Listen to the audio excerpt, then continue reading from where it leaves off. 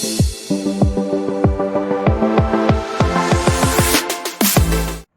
हम लोग पढ़ेंगे भूत चुंबक, पृथ्वी के चुंबक के बारे में पढ़ेंगे। भूत चुंबक या पार्थिव चुंबक कहते हैं। तो पृथ्वी के चुंबक को भूत चुंबक कहते हैं। विशाल चुंबक के भांति कार्य करता है। क्या पृथ्वी एक चुंबक के तरह व्यवहार करती है? इसके लिए लगभग 4-5 बातें हैं जो ये बात की पुष्टि करती है कि पृथ्वी एक चुंबक की भांति व्यवहार करती है। पहला है कि जब एक स्वतंत्र पूर्वक एक छड़ चुंबक को आप स्वतंत्र पूर्वक लटकाते हैं तो हमेशा उत्तर दक्षिण की दिशा में रुकती है। छड़ चुंबक को जब हम स्वतंत्र पूर्वक लटकाएं तो हमेशा किस दिशा में रुकती है? उत्तर दक्षिण की दिशा में रुकती है। यह तभी संभव होगा जब पृथ्वी एक विशाल चुंबक हो और उनका उत्तरी ध्रुव, चुंबक का उत्तरी ध्रुव पृथ्वी के दक्षिण दिशा में और चुंबक का दक्षिणी ध्रुव पृथ्वी के उत्तर दिशा में, तभी ऐसा होगा।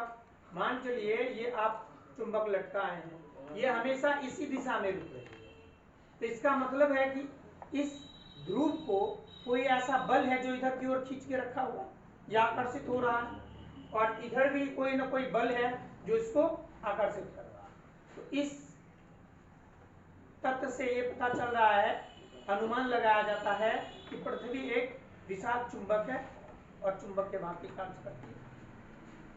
और अगला एक और प्रूफ है, अगला प्रूफ आपको कि जब आप किसी चुंबकीय पदार्थ जैसे कि लोहे की छड़ को पृथ्वी के अंदर गाड़ दें ना, कुछ समय बाद उनका चुंबक बढ़ जाता है ना।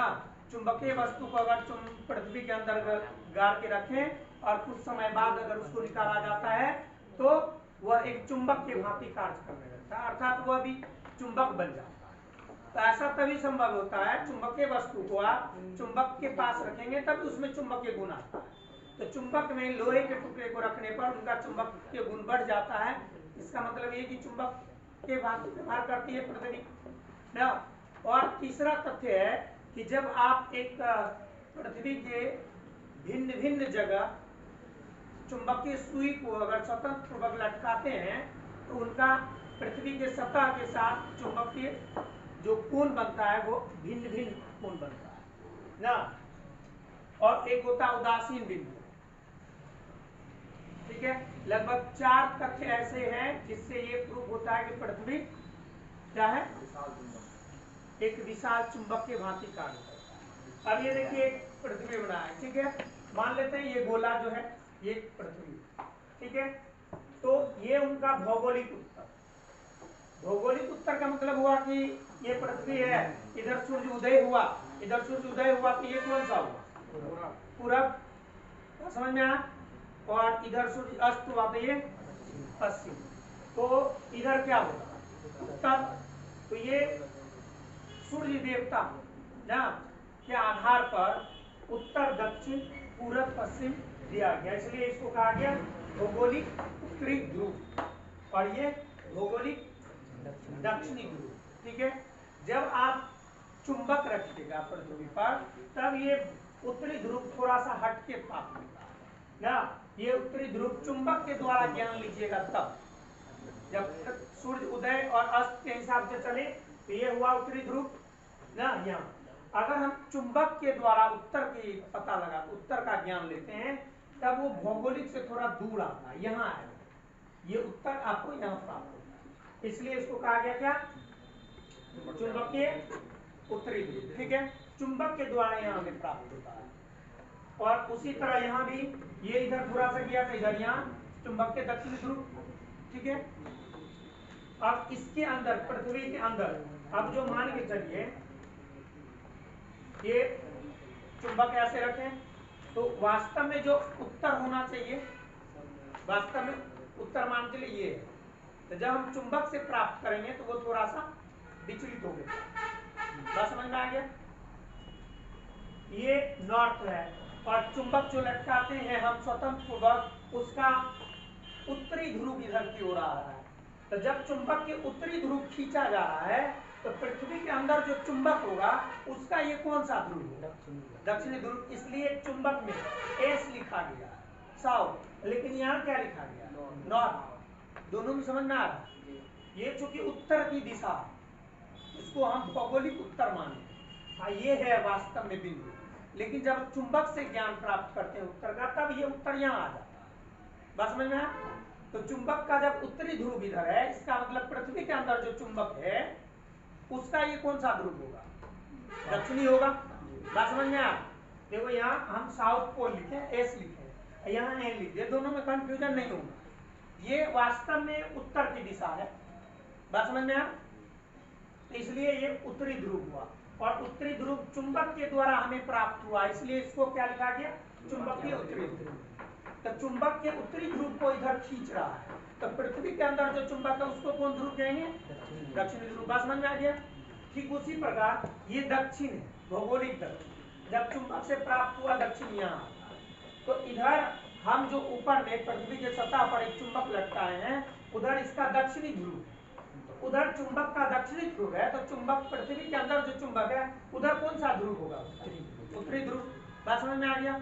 ये चुंबक पृथ्वी के अंदर वाला है, ये ऊपर में पृथ्वी पर जो हम स्वतंत्र पूर्वक लटकाए हैं उसका कौन सा ध्रुव है? ये दक्षिण ध्रुव। कौन सा ध्रुव है? जब चुंबक का दक्षिण ध्रुव इधर है, तो पृथ्वी के अंदर के चुंबक का कौन ध्रुव इधर होगा? बात समझ में आया? दोनों के बीच जो है 17 डिग्री के कोण का अंतर है। ठीक है? तो इस तरह अब देखिए, जब आप चुंबकीय सुई को इस ध्रुव पर और इस ध्रुव पर ले जाइएगा तो वो सीधा ऐसे हो जाएगा। क्यों? क्योंकि मान लीजिए चुंबकीय सुई जो है हमेशा आपको उत्तर की दिशा बताती है। किस दिशा बताती है? उत्तर की दिशा। तो मान लीजिए ये आपका विषुवत रेखा है, ये जिसको भौगोलिक निरक्ष कहा गया, ये विषुवत रेखा है, ये चुंबकीय निरक्ष है। तो जब यहाँ आप चुंबक की सुई को स्वतंत्र पूर्वक लटकाते हैं, तो ये क्या है? चुंबक का साउथ है ना, है ना? लेकिन चुंबक का कौन है? दक्षिण। इधर अपने लोग के चुंबकीय सुई का कौन सिरा होगा? उत्तरी सिरा, इसलिए उत्तर। यहाँ जब चुंबकीय सुई को लटकाइएगा तो ये हमेशा ये समांतर हो जाएगा। क्या हो जाएगा? समांतर। ये कौन सा सिरा है? चुंबक का उत्तर। कौन सा सिरा है? उत्तर। तो यहाँ जाने वक्त ये उत्तर, उत्तर को कौन खींचेगा? ये उत्तरी ध्रुव को दक्षिणी ध्रुव। यहाँ पे आते आते ऐसा हो जाएगा ना, होगा। और फिर इसको अगर यहाँ लाते हैं तो ये अपने ओर खींच रहा है, इसको जाना चाहिए ऐसे ना, लेकिन यहाँ आने पर ऐसे मुड़ जाएगा। क्यों मुड़ेगा? क्योंकि पृथ्वी का जो दक्षिणी ध्रुव है ये चुंबक के सुई के उत्तरी ध्रुव को अपनी ओर खींच रहा, आकर्षित कर रहा है। अपोजिट पोल में क्या होता है? अट्रैक्शन होता है ना। विपरीत ध्रुव में क्या होता है? आकर्षण। और समान ध्रुव में विकर्षण। इसलिए ये देखिए अपने विपरीत ध्रुव को अपने ओर खींच लिया, बाद में ये जो था साउथ पोल ऐसे। यहाँ पर देखिए साउथ पोल नीचे आ गया ना, क्योंकि ये नॉर्थ पोल, इसका चुंबक के अंदर जो है वो नॉर्थ पोल है ना। जैसे ये यहाँ है तो ये अपने को खींच लिया। ये देखिए ये सुई यहाँ नहीं बनेगा, ये क्योंकि ये भौगोलिक उत्तर है ना।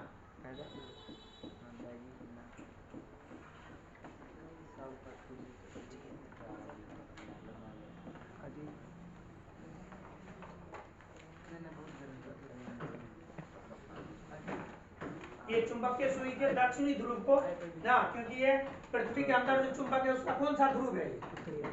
उत्तरी। तो चुंबकीय सुई के कौन ध्रुव को खींचेगा? दक्षिणी ध्रुव। बस समझ में आया? ये इतने सारे प्रमाण से ये प्रमाणित होता है कि पृथ्वी एक विशाल चुंबक की भांति कार्य करता है, और इसी पृथ्वी के चुंबक को हम भूचुंबक कहते हैं। बात समझ में आया? और किसी भी जगह पृथ्वी के चुंबक का ज्ञान प्राप्त करने के लिए 3 बात की आवश्यकता होती है, उनको हम पृथ्वी के चुंबकीय घटक कहते हैं। अगले क्लास में हम लोग उस पर डिस्कस करेंगे। ठीक है?